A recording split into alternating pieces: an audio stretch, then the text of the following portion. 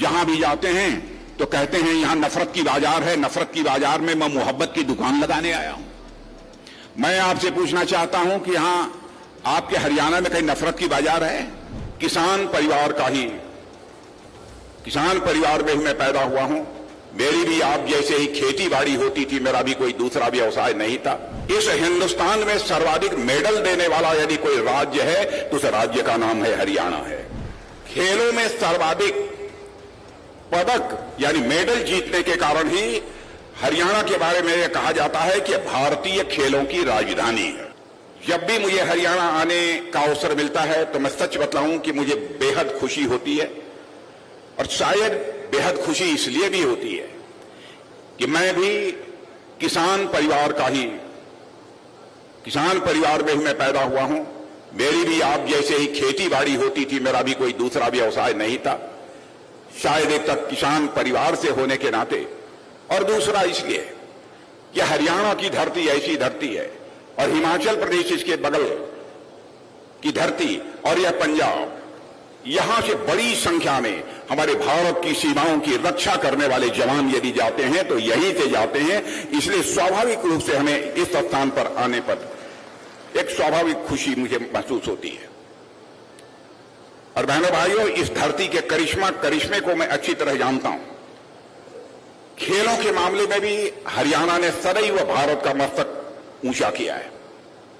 इस हिंदुस्तान में सर्वाधिक मेडल देने वाला यदि कोई राज्य है तो उस राज्य का नाम है हरियाणा है। और जहां तक मुझे याद है, यदि मैं भूल नहीं रहा हूं, तो भारत को पहला ओलंपिक मेडल दिलाने वाली जो कर्णम मल्लेश्वरी थी, बताया जाता है कि उनकी भी यमुना नगर यह कर्म भूमि रही है।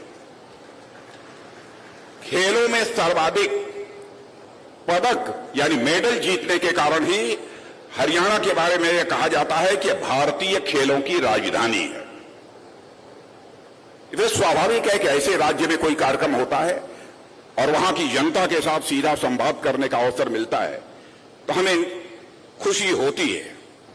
हो रहा है कि हमारे कांग्रेस पार्टी के लोग, उसके एक नेता हैं, वो नेताजी जहां भी जाते हैं तो कहते हैं यहां नफरत की बाजार है, नफरत की बाजार में मैं मोहब्बत की दुकान लगाने आया हूं। मैं आपसे पूछना चाहता हूं कि यहां आपके हरियाणा में कहीं नफरत की बाजार है? आप बताइए, नफरत की बाजार है कहीं? यहां आवाज देकर बतलाइए, नफरत की बाजार है कि नहीं? हाथ मत हिलाइए,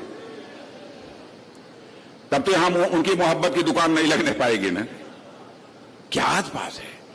मोहब्बत यदि किसी के दिल में है तो केवल उन्हीं के दिल में है, और हिंदुस्तान में और किसी के दिल में नहीं है। कहां नफरत है? क्या हमारे प्रधानमंत्री ने शौचालय बनाते सिर्फ समय यह देखा कि कौन हिंदू है, कौन मुसलमान है, कौन ईसाई है? क्या यह देखा कि कौन किस जाति का है, कौन किस पंथ का है? क्या किसी के साथ कोई भेदभाव किया है? किसानों को प्रधानमंत्री किसान सम्मान निधि के अंतर्गत सहायता देते समय क्या यह देखा कि कौन किस जाति का है, कौन किस पंथ का है, कौन किस मजहब का है?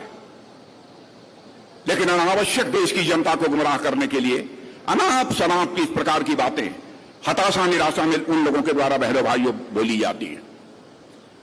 इसलिए आपको फैसला करना है।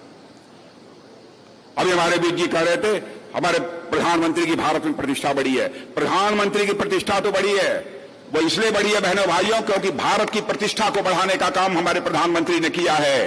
भारत की प्रतिष्ठा को अंतर्राष्ट्रीय जगत में हमारे प्रधानमंत्री ने बढ़ाया है। कोई ये छोटी बात नहीं है।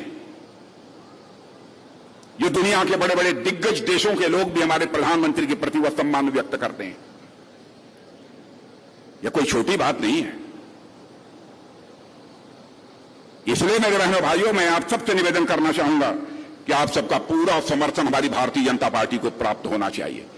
खाद पर भी मैं दावे के साथ कह सकता हूं, कल भी हमारी कैबिनेट ने फैसला किया, जितनी सब्सिडी हम लोग आज दे रहे हैं